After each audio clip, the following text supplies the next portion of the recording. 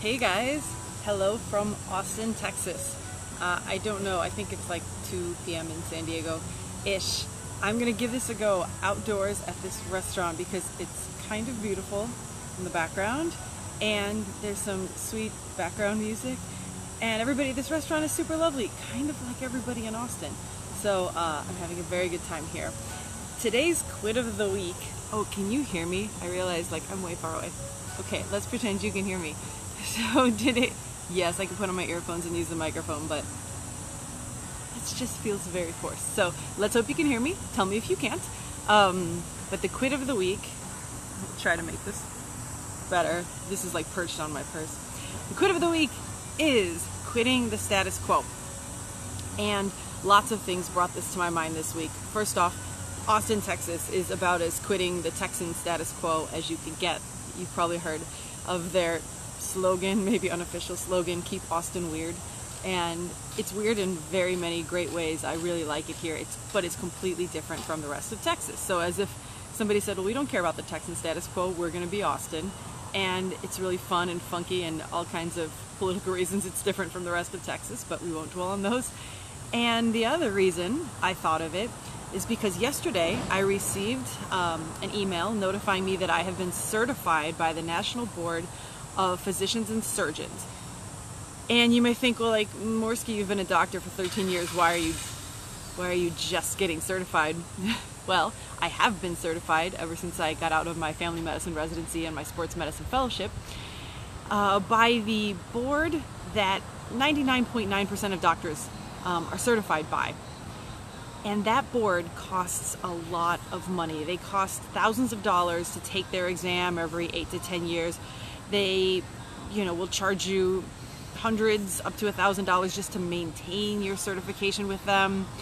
All kinds of costs without any real benefit. I mean, as long as the place that you're working accepts other boards, there's no reason you have to have that board. And frankly, the place I work doesn't require board certification at all.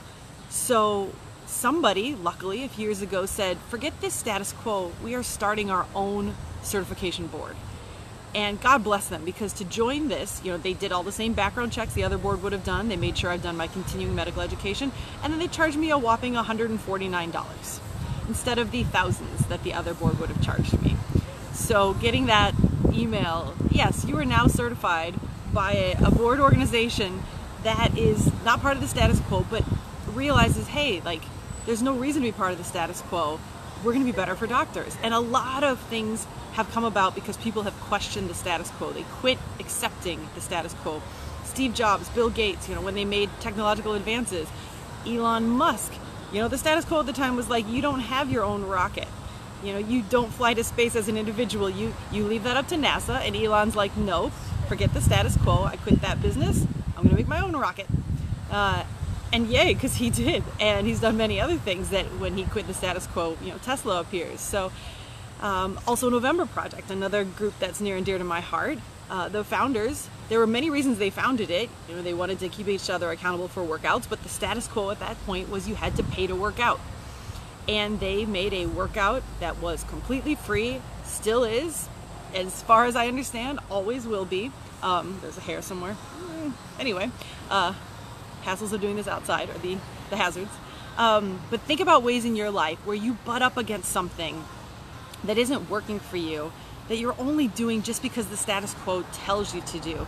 I mean, so many people end up in certain jobs that they end up wanting to strategically quit because society, status quo, has said, okay, this is what you do. You go to college, you get your degree, you go work at this 9-to-5 type job, and you get the house and the picket fence and the 2.7 kids or whatever it is at this point. That's the status quo, and that doesn't work for everybody. And if you're one of those people where it doesn't work for you in your job, or maybe the traditional status quo type of relationship doesn't work for you, or there's 1,000 different status quos that may be keeping you feeling trapped in some area of your life, like the board certification gods had been before, keeping all of us doctors trapped, and somebody questioned the status quo and they quit following what everybody else said they had to do, started their own, and I'm very pleased that they did. And in so many other areas, think about if somebody was like, oh no, you can never have like a computer in your hand, that won't work, computers have to be large, and like people question the status quo all the time, and it leads to bigger and better things. So think about in your life where that quit could be helpful. And if you need help with that quit, you know where to find me. Slight update, you might have seen on my Facebook, the book is officially, Quitting by Design, officially done. Done. It's been done and sent to the publisher for a long time, but as you can imagine, there are lots of revisions that go through, and then they send you back a copy, and you're like, well, let's have a period here, this font is plus or minus great. So finally, I am completely signed off. So that means if you have pre-ordered the book, it should be coming to you shortly. I have begged them for even a ballpark due date, and I'm waiting on that. But if you haven't pre-ordered one, you can go to quittingbydesign.com and get on the list. It's just put in your email and you'll actually get chapter 9, I believe it is, sent to you right away, so you can get a sneak peek.